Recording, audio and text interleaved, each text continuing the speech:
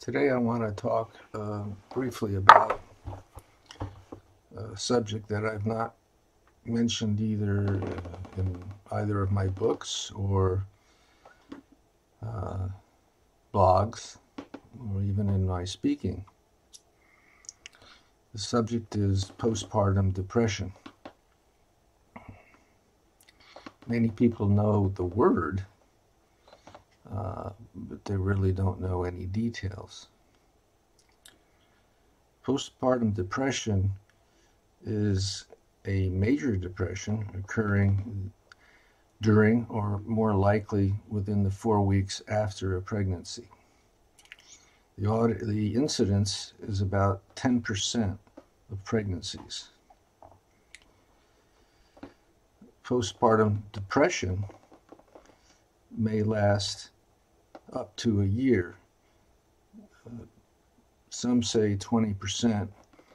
I think that figure is a bit high, but certainly if it is prolonged, it would be if without treatment. Postpartum depression is not to be confused with what might be called the baby blues. This occurs within 2 to 5 days of delivery and consists of weepiness, sadness, mood changes, irritability, anxiety. But these symptoms do not interfere with the care of the baby, and these resolve spontaneously within 2 weeks. Regarding the diagnosis of major depression itself, at least 5 of the following symptoms occurring for more than 2 weeks make the diagnosis, and these are the same list as I have spoken before regarding any major depression. Feelings of sadness, hopelessness, loss of self-esteem, guilt, insomnia, over or under eating, inability to concentrate, loss of pleasure in things that usually bring pleasure, such as hobbies, loss of self-esteem, guilt, particularly feeling that one is a burden on others, insomnia, over or under advance of social intercourse, avoidance of social intercourse, low energy, anxiety, fearing of the coming day. I've mentioned this before. I call this morning terror. That's when you wake up in the early hours, say 4 a.m., start obsessing or having anxieties. Nothing specific, is just afraid of the coming day, and not wanting to even look at the alarm or the clock. But certainly when it goes off, if it's alarmed, or you see that it's 7 o'clock or whatever is approaching, just getting out of bed is a extreme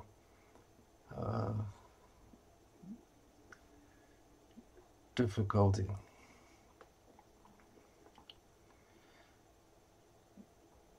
At the very end of the spectrum is suicidal ideation.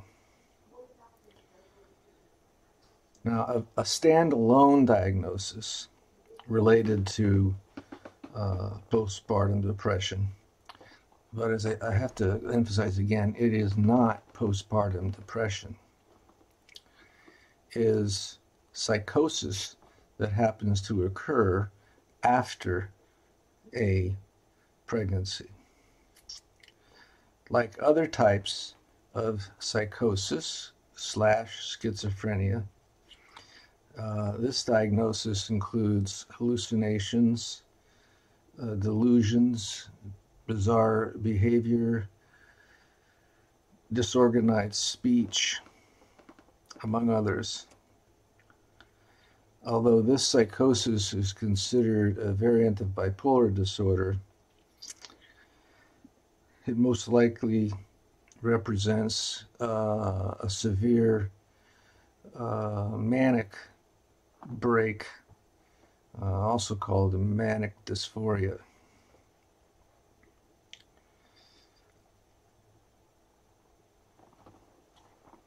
It could also be called a manic episode of a schizoaffective disorder, which I've described previously.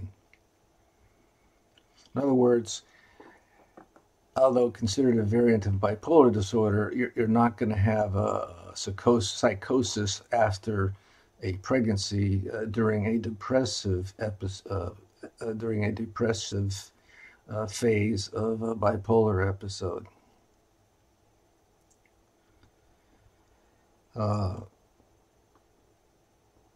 The incidence is 1 to 2 cases per 1,000 births. Now, this is a medical emergency, and it requires hospitalization because this is where there's a chance of suicide and infanticide.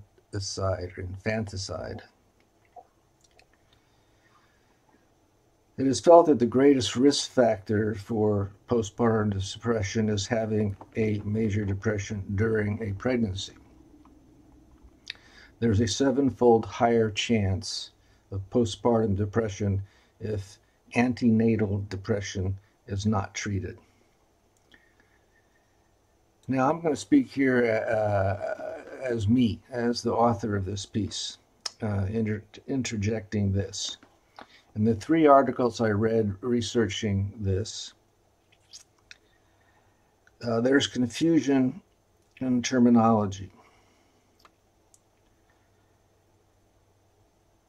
None state whether prenatal depression means that the woman has had a history of major depression in the past that is unrelated to this pregnancy. I interpret the statistics on antenatal depression means a history of prior diagnosis of major depression that then has a depressive episode during pregnancy. The articles are confusing as they use terms prenatal, postnatal, postpartum interchangeably, and perinatal, and thus the confusion.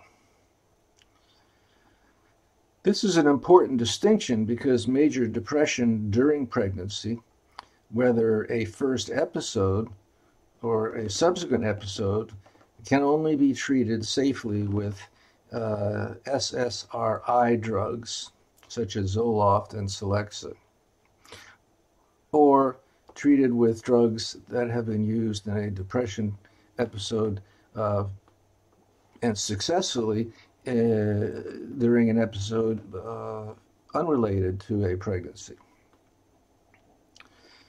Now, SSRI drugs, particularly Zoloft, have been used successfully for quite a long time and are safe as far as breastfeeding.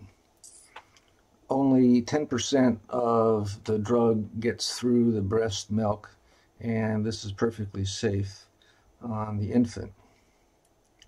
As far as these drugs during pregnancy and other drugs, particularly more recent drugs such as the atypical antipsychotics, the same cannot actually be said to be the case in terms of damage to the fetus. However, if the danger of a particular episode of depression during a pregnancy warrants it, the newer drugs can be used. Some people, however, feel that in such a situation, the course of treatment is electroconvulsive therapy.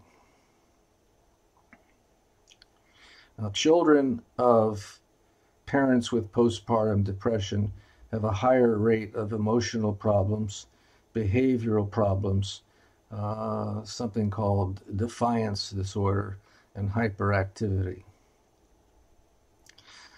There are other risk factors associated with the development of postpartum depression. These include lack of a support person or support group, marital difficulties prior to the pregnancy, current or history of violence or abuse, a major life event,